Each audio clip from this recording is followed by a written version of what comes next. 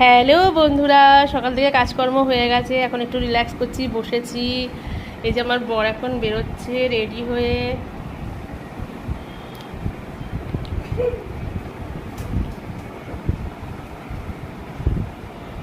চলো টাটা করে আসি।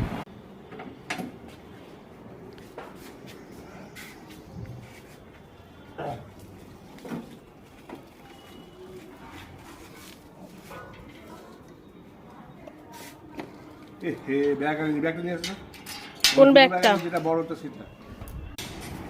দুটো ব্যাগ আছে, যেটা বড়টা সেটা।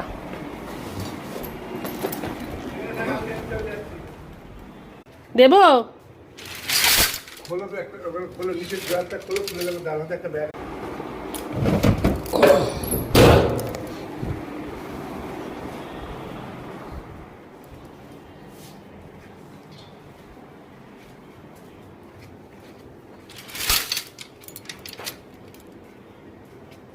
মুক্তি গেটটা খুলে এসে করলো, সব করে দিল, সব রেকর্ড করে দিল।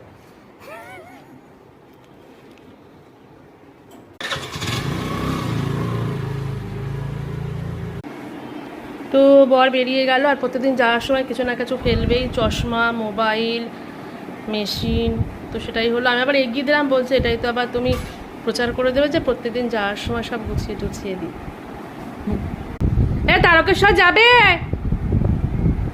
তারকেশ্বর যাচ্ছি, যাবে কালকে ভোরবেলা, কালকে ভোরে, আমি আর ছোট বোন। তো তারকেশ্বরে যাব, বাবার ধামে। কালকে সকালবেলা ইচ্ছা আছে, আজকে চলো স্নান করতে চলে যাই, স্নান করে আজকে পুজো টুজো করবো। খুব ইচ্ছা করছে একটু বজরংবলীর মন্দিরে যেতে। আমাদের দত্তপুকুরেই মন্দির আছে, কিন্তু দেখা যাক বাবা কি করে। চলো। এদিকে দেখো কোকো এখানে শুয়ে পড়েছে, তো সবাই চলে গেছে বাড়ি, এখন ঠান্ডা, ও এই ফাঁকে ঘুমিয়ে নিচ্ছে।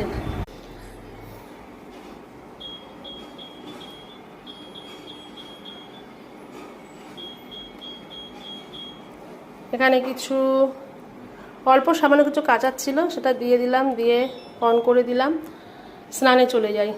আর বন্ধুরা এই দেখো, আমি এখন স্নান করে এসেছি। মাথায় যদিও গামছা বাঁধা, আজকে শ্যাম্পু করিনি, কারণ যেহেতু পূর্ণিমা।